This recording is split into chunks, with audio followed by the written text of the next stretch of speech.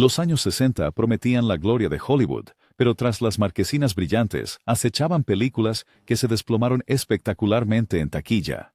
Algunos fueron ridiculizados, otros censurados y otros enterrados en silencio.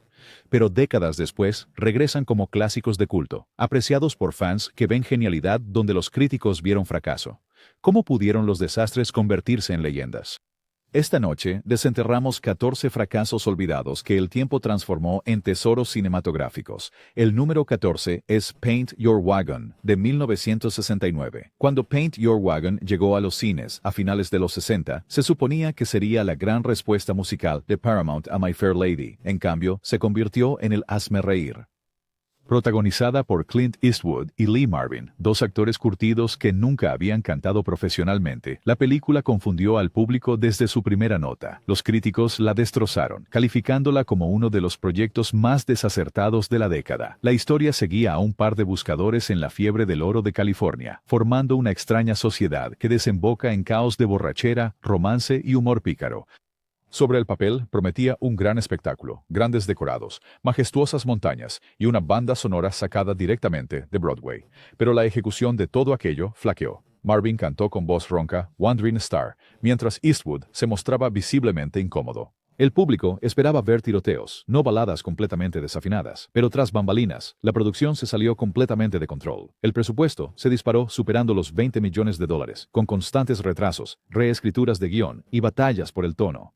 Algunos susurraron que ejecutivos de Paramount entraron en pánico a mitad del rodaje, exigiendo cambios de última hora para que se sintiera más masculino. El resultado fue una epopeya extensa, tonalmente desigual, que se estrenó a duras penas con poca fanfarria. La recaudación en taquilla fue desastrosa. A principios de los 70, Paint Your Wagon era sinónimo del exceso de Hollywood. Pero algo extraño ocurrió en las décadas siguientes. Los fans empezaron a aceptar su torpeza. La voz ronca de Marvin encontró admiradores. La rigidez de Eastwood se volvió encantadora en retrospectiva. Surgieron proyecciones de medianoche, tratándola menos como un musical pulido y más como una comedia de errores. Hoy es una curiosidad de culto, una cápsula del tiempo de la ambición malograda de Hollywood. Lo que una vez simbolizó la vergüenza, ahora tiene el extraño encanto de la sinceridad, demostrando que incluso el fracaso puede volver a ser el centro de atención. Número 13. Candy, 1968. Imagina una sátira psicodélica protagonizada por todos, desde Marlon Brando hasta Ringo Starr, dirigida por un cineasta sueco y basada en una novela controvertida. Esa es Candy, una película que debería haber sido un evento cultural, pero en cambio se derrumbó en el caos. Estrenada en 1968, fue atacada por ser vulgar, incoherente y ofensiva. Los críticos la destrozaron sin piedad. El público la ignoró por completo, y así desapareció rápidamente. La historia sigue a una joven ingenua que deambula por encuentros absurdos con figuras de autoridad, místicos y oportunistas. La narrativa, floja en el mejor de los casos, sirvió como vehículo para cameos. Richard Burton despotrica como un poeta borracho. Brando interpreta a un gurú místico con túnicas de satén. Ringo Starr aparece inexplicablemente como un jardinero mexicano. Cada escena se siente cosida por puro surrealismo, más que por una trama. La controversia resultó inevitable. Adaptada de la escandalosa novela de Terry Southern, Candy fue acusada de burlarse de la religión, de la moralidad y de la decencia estadounidense. Algunos cines se rehusaron a proyectarla. Otros recortaron las bobinas para evitar la censura.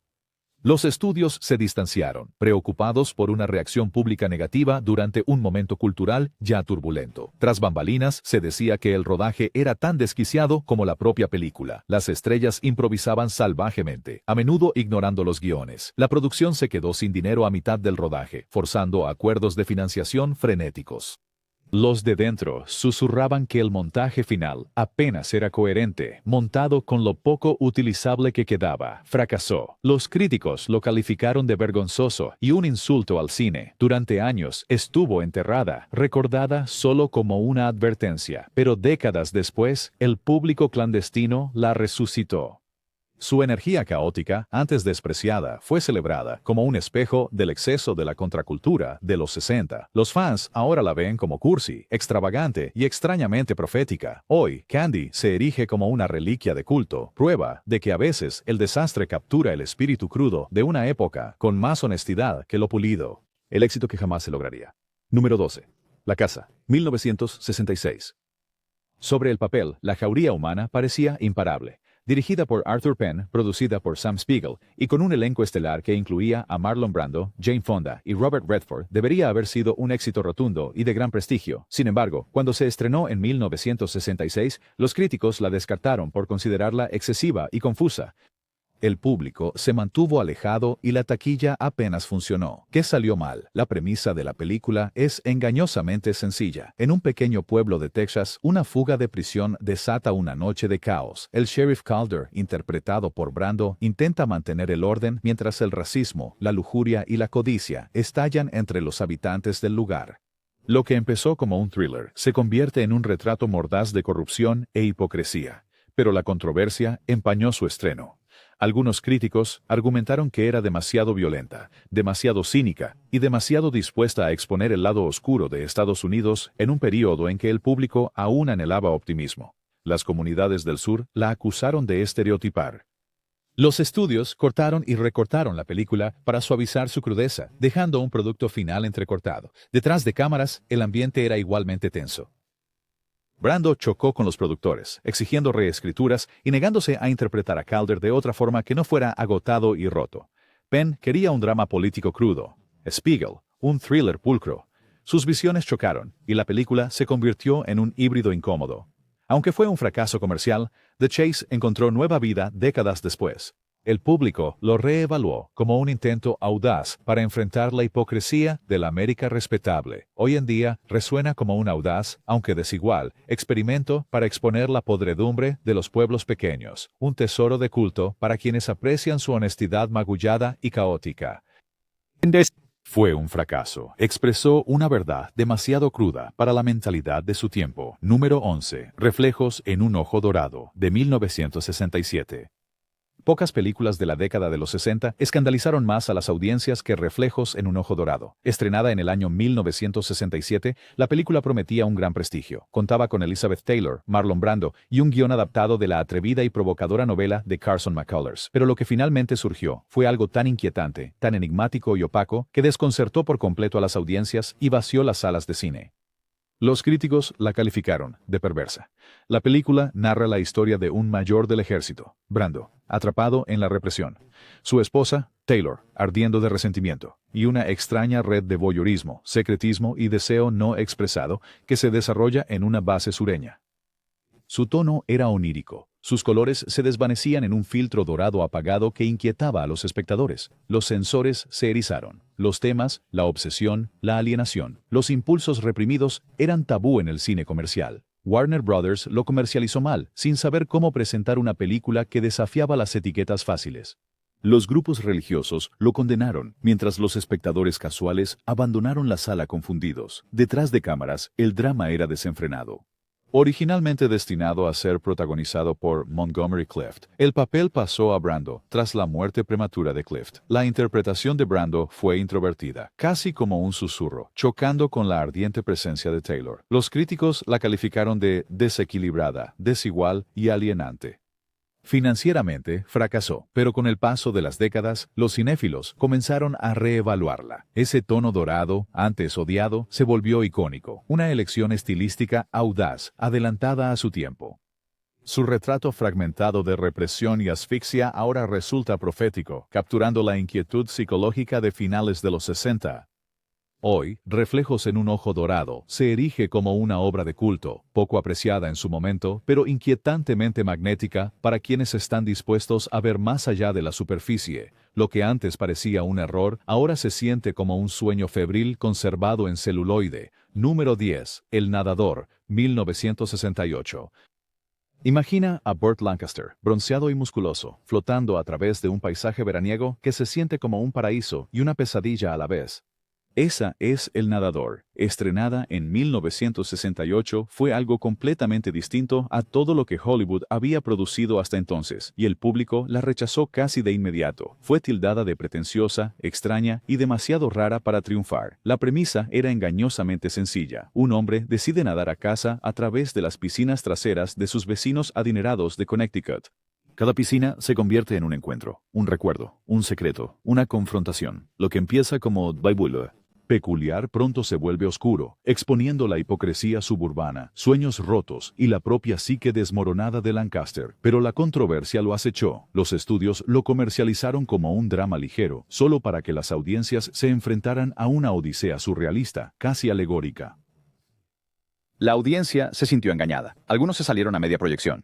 Otros lo llamaron deprimente, nihilista o simplemente incomprensible. Detrás del telón reinaba el caos. El director Frank Perry fue despedido a mitad de la producción. Sidney Pollack tuvo que intervenir para regrabar algunas escenas. El film final mostró las cicatrices de conflictos creativos. Sin embargo, Lancaster lo dio todo en su actuación, físicamente agotador, emocionalmente crudo, a menudo filmado en agua helada. Su dedicación no pudo salvar la taquilla. Los críticos la rechazaron y desapareció silenciosamente. Pero con los años, El Nadador resurgió a través de la televisión nocturna y el video casero. Los cinéfilos elogiaron su estructura onírica, su inquietante alegoría de la decadencia del sueño americano. La actuación de Lancaster, antes ridiculizada, ahora es venerada como una de sus interpretaciones más audaces. Hoy es celebrada como un clásico de culto surrealista, prueba de que los fracasos más extraños del cine a menudo hablan con mayor fuerza a las generaciones futuras. Como su protagonista condenado, el nadador vagó olvidado, para luego regresar resplandeciente e inolvidable. Número 9. Chitty Chitty Bang Bang, 1968. Cuando Chitty Chitty Bang Bang se estrenó en 1968, tenía todos los ingredientes para ser un éxito de taquilla. Producida por Albert R. Broccoli, la fuerza impulsora detrás de la franquicia de James Bond, y con canciones de los hermanos Sherman, famosos por Mary Poppins, parecía destinado a ser un clásico familiar. En cambio, la crítica la tachó de excesivamente larga, indulgente y mecánica, y el público le dio una acogida bastante tibia. La historia seguía a Caractacus Potts, interpretado por Dick Van Dyke, un excéntrico inventor que construye un coche volador mágico. Con sus hijos y la vivaz Truly Scrumptious, se embarca en una fantástica aventura repleta de villanos, castillos y paisajes cubiertos de dulces. En la superficie parecía un escapismo caprichoso, pero algo no encajaba del todo. Con casi 2 horas y media, la película puso a prueba la paciencia de niños inquietos y padres ya muy agotados. Los críticos se quejaron de que su encanto original estaba sepultado bajo un sinfín de números musicales y subtramas excesivamente divagantes. Algunos susurraron que el estudio, desesperado por replicar el éxito de Mary Poppins, forzó cada pizca de magia en el guión, inflándolo hasta un punto de claro y evidente exceso. Entre bastidores, las tensiones se dispararon. Van Dyke más tarde admitió que no le gustó el proyecto, sintiéndose mal elegido y sin inspiración. El presupuesto se disparó a medida que los elaborados decorados y efectos consumían recursos. El personaje del capturador de niños de la película provocó indignación en algunos círculos, con críticos que lo calificaron de demasiado aterrador para los niños, mientras que otros lo acusaron de mezclar tonos de forma torpe. ¿Era un cuento de hadas o una pesadilla? Aunque no fue un desastre de taquilla en números absolutos, fue ampliamente considerado un fracaso comparado con su presupuesto gigantesco y sus expectativas. Se desvaneció de los cines con poco legado. Pero con el paso de las décadas, algo muy curioso sucedió. El video casero y los maratones de televisión en vacaciones le insuflaron nueva vida. Generaciones de niños crecieron aterrorizados y encantados por El captor de niños. Sus canciones se convirtieron en clásicos camp y su tono excéntrico ahora resulta encantadoramente surrealista. Hoy es considerada un clásico familiar de culto, recordada menos por su fracaso y más por su magia peculiar. Número 8. Barbarella, 1968. Cuando Jane Fonda se puso los trajes futuristas de Barbarella, nadie esperaba las consecuencias que traería. Estrenada en 1968 y dirigida por Roger Vadim, la película pretendía aprovechar la ola de las fantasías espaciales psicodélicas. En cambio, se convirtió en uno de los fracasos más notorios de la década. Los críticos la ridiculizaron, el público la evitó y rápidamente se desvaneció en la oscuridad. La premisa seguía a Barbarella, una aventurera espacial enviada a detener al malvado científico Durand Durand. En el camino, se encontró con criaturas extrañas, paisajes psicodélicos y villanos extravagantes. Pretendía ser juguetón, surrealista y con un toque de ironía, pero la ejecución desconcertó a la audiencia que no sabía si veía sátira o autoparodia. La controversia lo persiguió desde el principio. Grupos religiosos lo acusaron de corrupción moral, mientras los censores rechazaron sus imágenes sugerentes. En algunos países, Las bobinas fueron cortadas en pedazos, eliminando secuencias enteras. Ni siquiera Paramount parecía seguro de cómo venderla. ¿Era ciencia ficción, comedia o explotación? La confusión la condenó al fracaso. Detrás del telón reinaba el caos. Vadim dirigía priorizando el estilo sobre la coherencia, a menudo improvisando secuencias enteras. La propia Fonda admitió más tarde sentirse incómoda con el papel, atrapada en la visión de su entonces esposo. Los retrasos en la producción y las reescrituras solo acentuaron la sensación de confusión. En taquilla fue un desastre. Los críticos se burlaron, el público se encogió de hombros, y Barbarella fue rápidamente relegada a la infamia de los saldos. Pero el tiempo obró su extraña magia. A finales de los 70 y los 80, fue redescubierta por audiencias de culto, celebrada por su exceso camp, sus salvajes vestuarios y su extrañeza psicodélica. La cultura popular lo adoptó, inspirando videos musicales, la moda e incluso a la banda Duran Duran. Hoy, Barbarella no es aclamada como una película pulcra, sino como una obra maestra accidental del camp. Lo que una vez fue un fracaso, ahora brilla como una joya de culto, un recordatorio de que a veces los errores más extraños del cine resuenan con más fuerza a través de las generaciones. Número 7. El Mago, 1968. Pocas películas han desconcertado al público, tan completamente como The Magus, estrenada en 1968. Fue adaptada de la célebre novela de John Fowles, con Michael Caine, Anthony Quinn y Candice Bergen encabezando el reparto. Sobre el papel, prometía intriga y sofisticación. En realidad, se convirtió en blanco de la crítica, tildada de incomprensible, pretenciosa y una de las peores películas de su época. La historia sigue a un joven inglés, Nicholas Urfe, Caine, que acepta un puesto de profesor en una isla griega. Allí, se topa con un enigmático recluso, Quinn, quien lo manipula mediante elaborados juegos psicológicos, ilusiones y extraños juegos de rol. La trama se retuerce hasta que el público ya no sabía qué era real y qué era alucinación. La controversia estalló de inmediato. Muchos la calificaron de engaño cinematográfico, acusándola de mantener a la audiencia en vilo sin ofrecer una recompensa. Los espectadores abandonaron las salas de cine furiosos. Los críticos la destrozaron por completo. Algunos la tildaron de desastre sin ningún sentido. Se volvió tristemente célebre, como una película que la gente odiaba admitir haber aguantado hasta el final. Tras bambalinas, el caos era tan grande como la confusión en pantalla. El propio Fowles escribió el guión, pero más tarde confesó que fue un desastre, calificándolo de error humillante.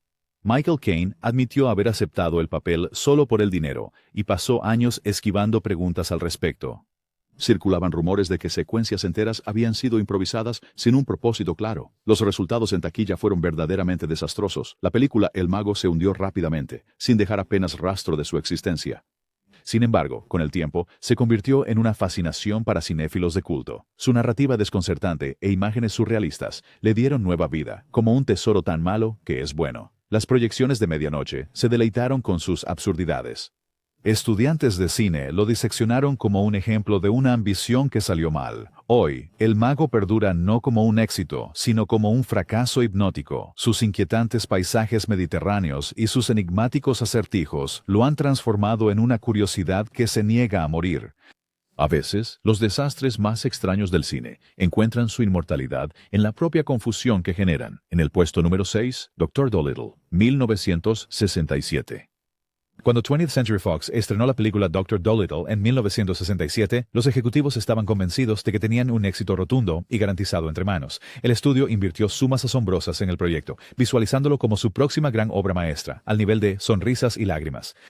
Lo que obtuvieron fue uno de los fracasos más infames de la década, un desastre crítico que casi lleva a la bancarrota al estudio. La película seguía a Rex Harrison como el excéntrico doctor que podía hablar con los animales, embarcándose en aventuras musicales llenas de caracoles gigantes, Push Me Pull Yous y elaborados números musicales. Sobre el papel, parecía caprichosa y familiar. En la práctica, fue un espectáculo torpe y lento. Los niños se inquietaron durante sus 2 horas y media, y los críticos se quejaron de su autoindulgencia. Rápidamente surgió la controversia. Grupos de derechos de los animales cuestionaron el trato de las docenas de animales vivos usados en el set. Organizaciones religiosas se quejaron del humor vulgar en las letras. Censores británicos recortaron chistes por considerarlos muy subidos de tono para el público familiar. Y algunos susurraban que el comportamiento de Harrison, arrogante y temperamental, volvía miserable toda la producción. Entre bastidores reinaba el caos. Las locaciones en el Caribe estaban plagadas de lluvias torrenciales, actores mareados y animales poco cooperativos. Los decorados se derrumbaron. Los costos se dispararon a más de 70 millones en dólares actuales.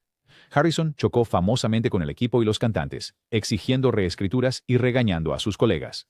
La producción se convirtió en una historia de terror de Hollywood mucho antes de llegar a los cines. En su estreno, fracasó estrepitosamente, ganándose la reputación como uno de los mayores errores de estudio jamás cometidos. Sin embargo, con el tiempo, encontró admiradores peculiares. Sus espectáculos animales surrealistas, decorados suntuosos y su desmesura empezaron a atraer a audiencias de culto que se deleitaban con su absurdo involuntario. Hoy, el Dr. Dolittle es recordado menos como un desastre y más bien como una curiosidad delirante, un verdadero estudio de caso sobre cómo la ambición puede descontrolarse y llevar al caos. Número 5. Cleopatra, 1963. Pocas películas de los 60 superan a Cleopatra. Estrenada en 1963, estaba destinada a ser la obra cumbre de la 20th Century Fox, una epopeya suntuosa, con Elizabeth Taylor y Richard Burton dominando la pantalla.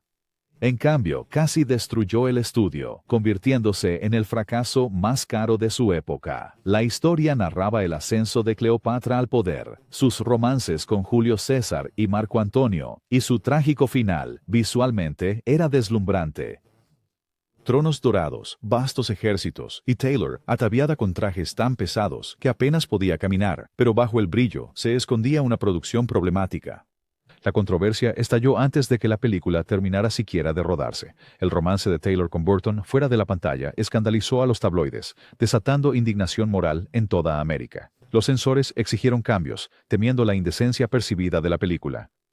Los ejecutivos del estudio entraron en pánico cuando los costos se dispararon de un presupuesto modesto a más de 44 millones de dólares, una cifra astronómica para la época.